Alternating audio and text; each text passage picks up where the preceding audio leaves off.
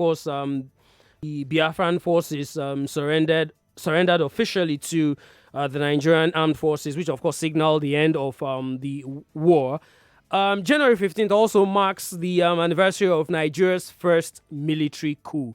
Rotimi, we need to discuss what actually led to the coup, the aftermath of the coup, because to a large extent, it was what resulted in that civil war.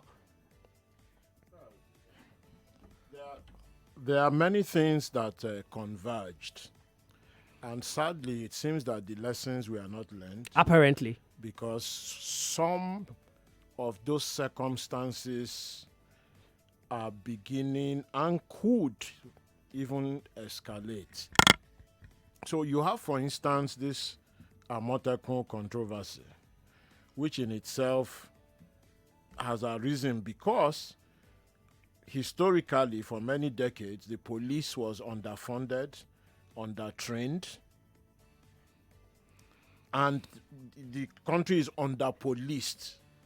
We don't have enough numbers numerically in terms of ratio of policemen and women to the population. That's one problem on its own. Secondly, a lot of them are on VIP duty. Two, a lot of the ones in the field are not well trained or well equipped or well paid. And then there's the corruption element. You know, not all policemen and women, but significant enough to be a nuisance and draw attention to. So all that has led to a security vacuum in which the civilian government now, ironically, thinks that they should then deploy the army to go and be active in about 30 states to block a problem which arose because the police was underfunded, under-equipped, undermanned, underwomaned. Now, the Amotekun is a vote of no confidence in the current security system. Yes, on the federal government's ability to lead on physical security or even in developmental security, because the main cause of the insecurity is underdevelopment and inequality. High levels of joblessness, high levels of no access to education. That investment is not being made, which means it is likely to get worse in the future.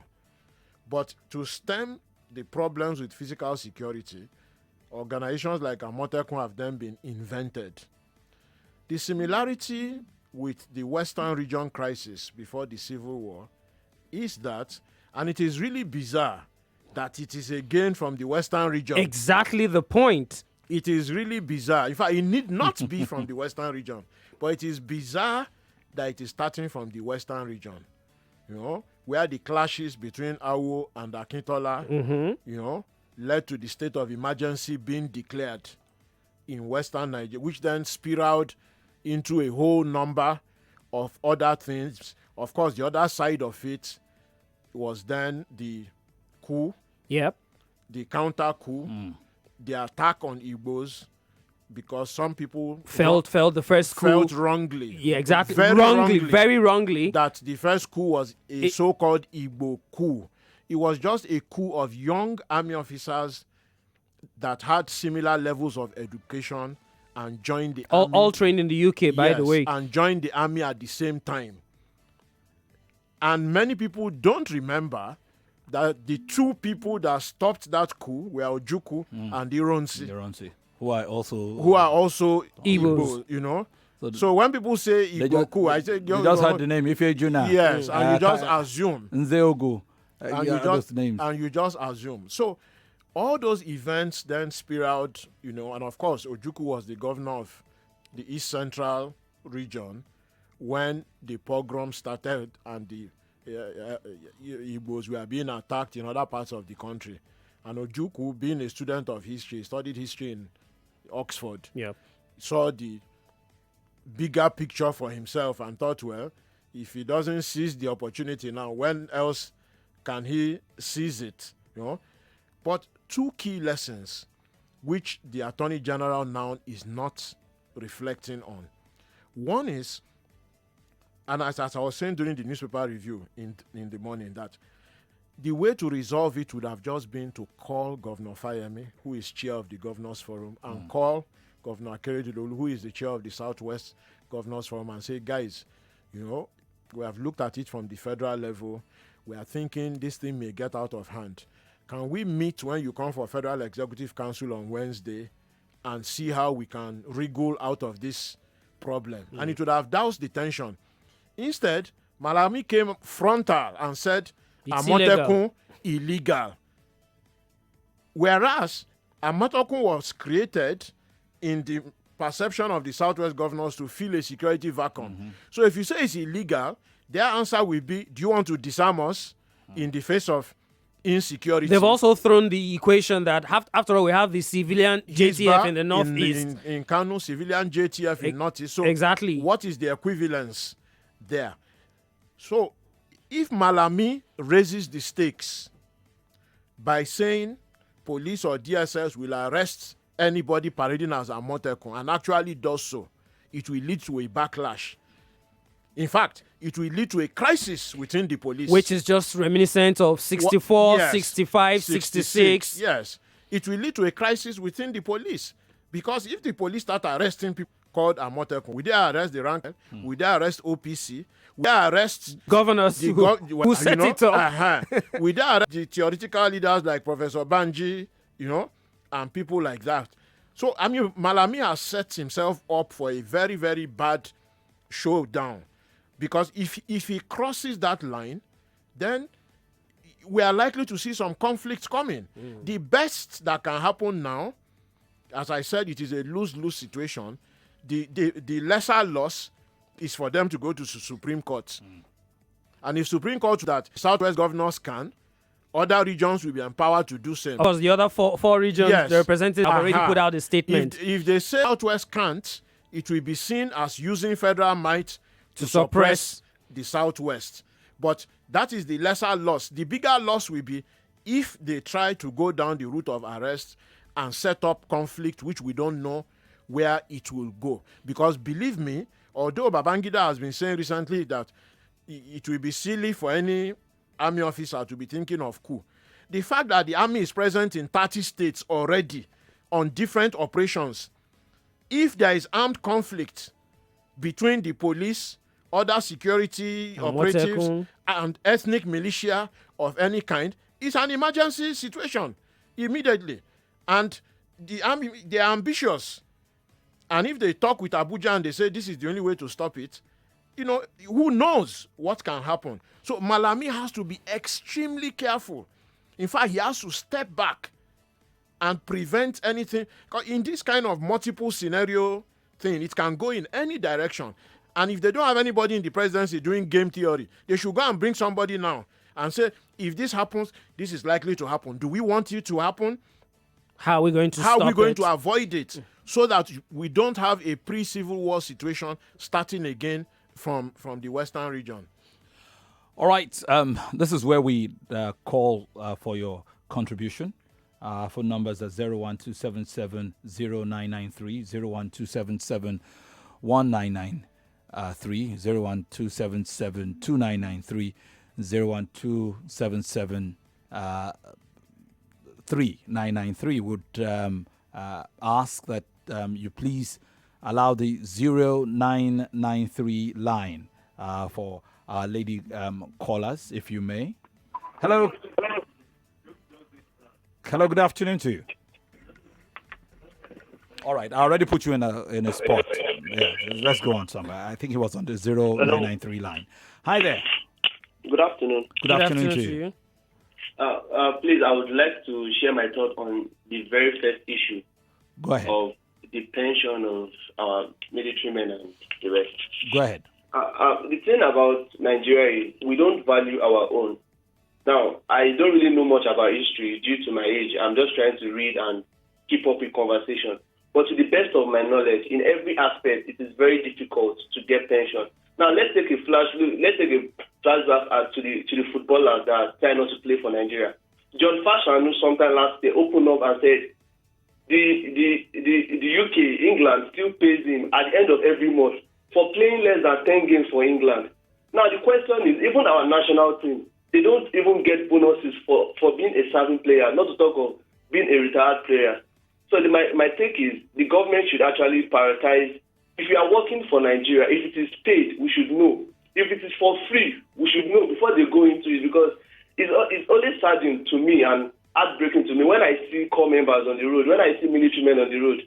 Personally, I get down from wherever I am. If they're in the bus with me, I pay for them because I know the state of the country is unbearable for some of them. Some of them are just on uniform. They've not eaten.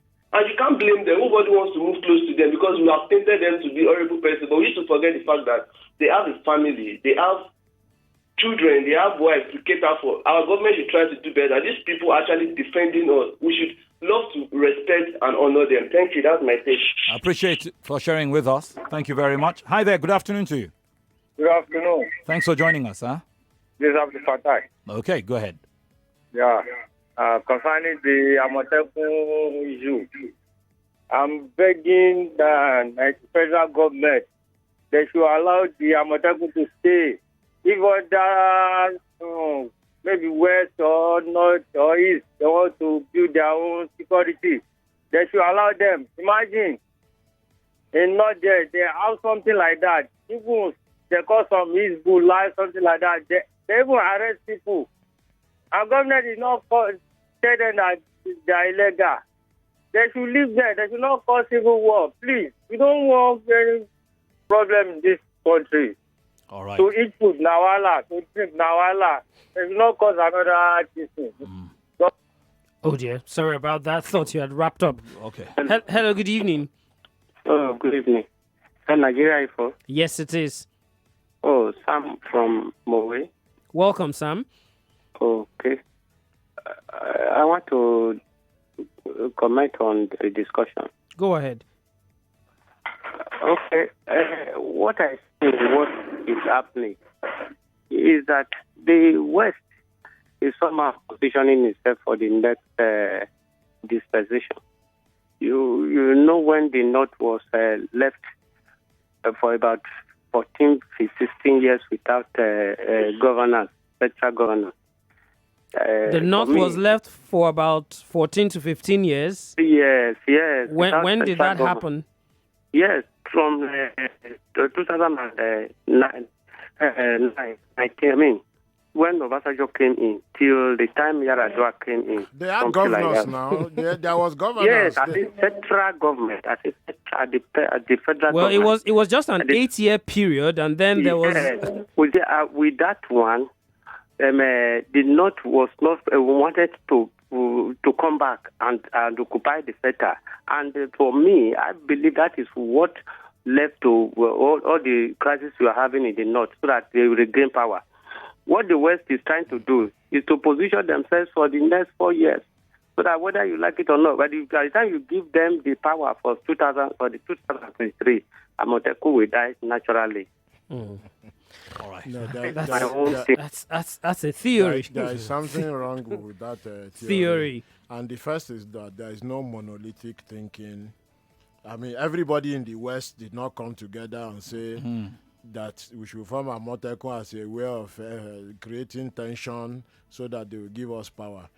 And when a candidate that happens to be from the North wins the presidency, or a candidate that happens to be from the West wins the presidency, they don't go into consultation with the entire North or the entire West. True that. To form their program, their manifesto, or in fact, neither does the entire West or North benefit from their being in office.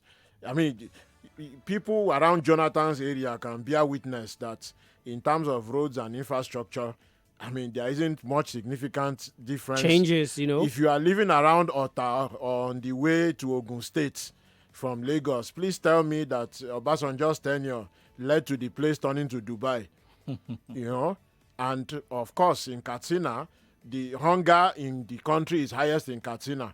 It's from the government's own national nutrition report that malnutrition and hunger is highest in Katsina. So this assumption that if somebody comes from a geopolitical zone, not even a state or a local government, that automatically that whole place is an illusion.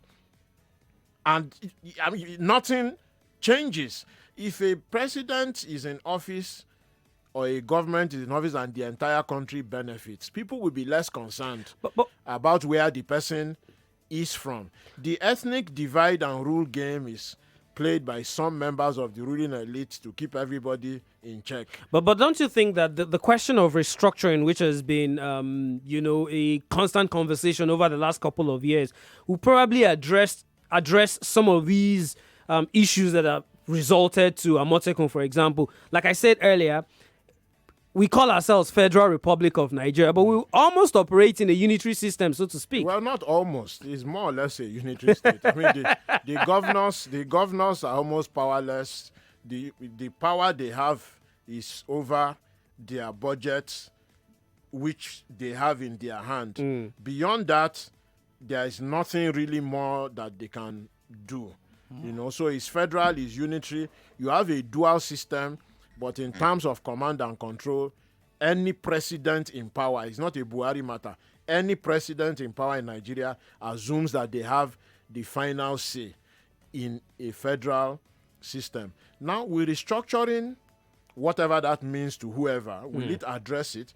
To a certain extent, it will douse the tension that those people, whoever they are dominating you. But within your own region, you will quickly find that, if, for instance, in the West here, there will be competition between the Egba, the Ijebu, the Ibadan, True that. and so forth. If you go to the Southeast, there True will be that. The competition. Anambra man will, Yes. will you know. So it will only take a short time for people to realize that, the other people have a cabal and they are not going to accept it. And then the thing will just keep degenerating continuously. I think there is a big error that was made in Nigeria and people don't pay attention to it. The military governments, because no civilian government has created states, the military kept on breaking up the country because they felt that smaller units will be easier to manage. But it's made things worse. But it has made things worse because some of the states as entities are not really viable, even if there was good governance, which in many cases there isn't. So if there was better governance, maybe some states will be more viable. But the restructuring thing, where some people argue and say, well, if we were on our own, we will do our education, we will do our infrastructure, it will only develop that region up to a certain level before another tension wrangling starts again. Starts on the basis of, for example, in Imo State, they will tell you, well, this Supreme Court has given another man from the Olu region, as governor. Yes. When is it going to be someone from the Owerri region? So it's just a crazy situation. If there is full and proper development, those things will be less of an issue. To be quite frank. The more underdevelopment there is, the more ethnicity there is, the more religion there is. And that's the paradox that we have to find our way out of before it leads us to collapse into another national crisis of some sort. Let's see if we can take one more call before we wrap up the show. A very good evening to you. Hard Facts on Nigeria Info. Yeah, my name is Enzo. I'm calling from Lekki. Welcome, Enzo. Yeah, let's tell ourselves the truth. Restructuring will never solve our problem. Structural restructuring will never solve our problem. If we don't do mental restructuring, if we restructure this country into 1 million pieces, if we don't do mental restructuring, if we don't have mental revolution, nothing will work. How do you mean mental restructuring? Move Nigerians, we need to restructure our mindset. Let's start seeing government as a place where people go to serve, not where people go to enrich themselves. They locate on the street. They see government as a place where people go to serve. Let me make you the minister of Federal Republic of Nigeria today. There are people who start calling on the phone. They're not calling you to help you move your ministry forward. They're calling you to remind you, Ufoma, this is our turn. This is our turn to talk. And if you're in that place for 4 years, you come back empty-handed. Your people will ridicule you. True. Move Nigerians, take Nigerians, all Nigerians to America, and take all Americans to Nigeria. In 3 years, Nigerians will destroy America. And in 3 years, America will transform this same country with the same system That's not true. I can tell you that for free. There is nothing genetic about No. You know the problem? Like now, I keep telling people, we have a perfect system, but we need strong men, not physical appearance, strong men with integrity to man those perfect system. In America, they have strong institutions with strong men with integrity manning those institutions. But here in Africa, we have strong men. No, let me use Nigeria as a perfect case study. In Nigeria, we have strong institutions, but in an institution where there are over 100 persons work manning that in particular institution, and 99% of them are corrupt. Did you just say we have strong institutions in Nigeria? Thank you. More importantly, did he just say that in America they have strong men with strong integrity? Tell that to the Democrats. Please, just switch on CNN. Tell that to the Democrats. But of course, we understand the point he's trying to make. The fact that we need to setting assumptions, even from the calls we've had, loads and it's a result of years and years of misconceptions, and it's gone on like that. But please, let's assure him that it's not genetic. The Nigerians in America and the UK, they not only behave themselves largely, but they're doing quite well. They also contribute well to the development. Pay their taxes, respect the law, and don't drive one way. Unfortunately, we are completely out of time. Thank you very much for being a part of the Hard Facts this lovely day. While Sandra continues to recuperate, I'll also better come to work tomorrow. Kim here sounding like a frog today. So, he just needs to rest that voice. And thank you very much, Rotimi, for after the day you've had. Amazing. I don't know where you get the stamina from. Give me the Minko. Refer me to your gym. Where you gym? Minko, I did not have a crazy day today. You didn't wake up at 5. Says who? I've been up since like 3:30, to be honest. All right, much more to come on our broadcast today. The news at 6 is next. After that, it will be time for us to do our leadership series. And that's right after the news. Thank you very much for being a Game part on of at this 7. broadcast. The sports team will come in at 7. Have a fantastic rest of your week. Bye-bye.